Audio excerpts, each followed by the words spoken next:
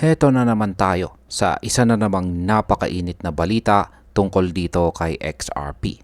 Lahat ng mata ngayon ay nakatutok sa August 15. At bakit? Dahil maraming naniniwala na dito na raw matatapos ang matagal ng laban sa pagitan ni Ripple at ng SEC. Pero, teka, totoo nga ba ito? O baka naman tayo ay masyadong nagmamadali? Kaya sa video na ito ay bubusisiin natin ang pinakabagong impormasyon mula sa mga abogado, partikular na si Ginoong Mark Fagel.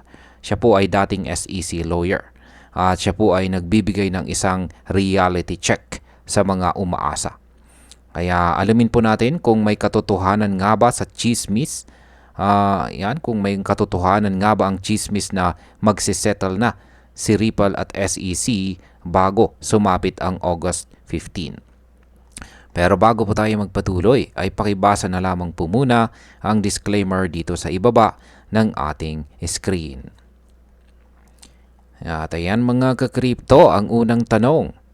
Bakit nga ba excited ang mga hodlers na XRP ngayong August 15? Simple lamang po. Kasi ito po ang itinakdang deadline para sa status report na isasubmit ng parehong panig. Yan ay si Ripple at si SEC. Ibig sabihin dapat po nilang i-update ang korte kung ano na ang estado or kalagayan ng kanilang mga appeal. Kumalat po sa social media, lalo na po sa X, ang balitang may 70% hanggang 90% daw na posibilidad na magkakaroon ng settlement bago o mismong sa August 15. At ang predicted deal ay isang $50 million penalty at walang injunction or pagbabawal.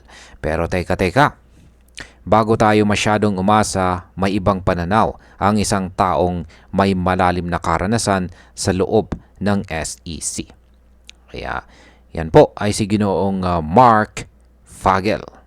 Yan, ayon po sa kanya, isa po siya ulit na batikang securities law at dating abogado ng SEC. Yan, ayon sa kanyang balitang ito ay malayo raw sa katotohanan. Ayon mismo sa kanyang post sa X, ang posibilidad ng $50 million penalty at walang injunction ay 0%. Oo, 0%.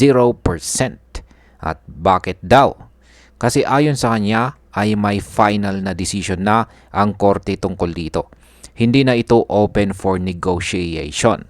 Sa madaling salita ay tapos na ang usapan ukol sa terms na yan. Idinagdag din niya na ang totoong halaga ng penalty na babayaran ni Ripple ay nasa $125 million. At ito ay binayaran na mismo ng kumpanya in cold cash. Noong pong June 26 ay naglabas po si Judge Torres ng isang mahalagang desisyon. Tinanggihan niya ang tinatawag na indicative ruling. Kung sakaling naipasa ito, pwede sanang bumaliktad ang ilang bahagi ng kaso. Pero dahil tinanggihan ito, ibig sabihin ay mas lalong tumibay ang dating ruling. Kailangan po talagang bayaran ni Ripple ang buong $125 million na penalty at may injunction pa rin. Dahil dito ay wala nang masyadong option si Ripple. Ang tanging natitirang hakbang na lang ay ang i-drop na. Yan, i-drop na lang po nila ang appeal at ganun din si SEC. Ayon po sa ulat, noong June pa lang ay nagsubmit na ng request sina Ripple at SEC sa korte. At ang request ay temporarily itigil muna ang kanilang appeal process hanggang sa August 15, 2025. Opo, next year pa ang deadline ng susunod na update. Pero sabi po ng ilang analyst, ginawa nila ito kasi inaasahan nila ang isang positive ruling mula kay Judge Torres. Nang hindi ito nangyari, ang next logical step ay ang formal na pagbawi ng kanilang mga apila.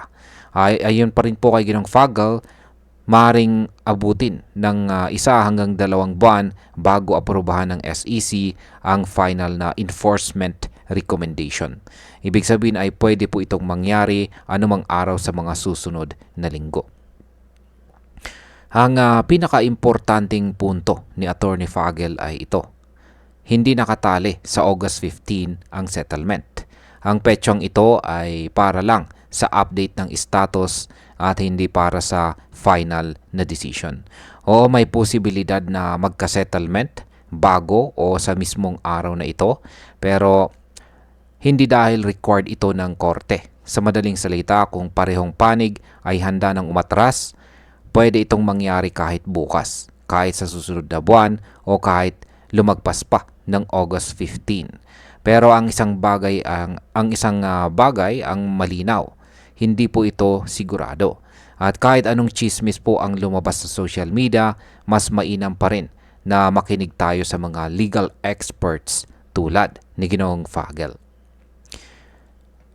Yan para po sa atin bilang mga Pinoy crypto enthusiast, particular po sa mga matagal nang may XRP holdings, ay meron po tayong ilang mga bagay na dapat po nating tandaan habang hinihintay natin ang susunod na hakbang. Yan, una ay huwag po tayong magpadala sa hype. Marami pong speculation online, kaya ingat po sa mga insider leak na walang matibay na source. Pangalawa ay panatilihin po natin ang tamang risk management. Huwag po nating ilagay lahat ng ating puhunan sa isang coin lamang kahit pa si XRP yan. At pangatlo ay bantayan po natin ang opisyal na mga balita. I-follow ang mga updates galing mismo sa korte, kay Ripple at sa SEC. At bilang panghuli, malinaw ngayon na kahit exciting po ang August 15, hindi ito garantisadong araw ng freedom or kalayaan ni XRP. Ang settlement po ay posible pero hindi po sigurado. At ang tanging makakapagbigay ng kasagutan ay ang parehong panig kung willing na ba silang iurong ang laban. Ang tagumpay po ni Ripple ay hindi lang nakasalalay sa korte. Nakasalalay din ito sa tibay ng loob ng community, sa katapatan ng impormasyon at sa pagiging wise investor. Kung isa ka pong baguhan lamang dito sa crypto, tandaan mo po ito. Hindi lahat ng hype ay totoo. Hindi lahat ng chismis ay dapat paniwalaan. Pero kung may isa kang dapat asahan, yan ay ang tamang kaalaman. At ayan, hanggang dito na lamang po tayo sa video na ito mga ka-crypto. Marami pong salamat sa panonood. Ingat po tayo lagi at God bless po sa ating lahat.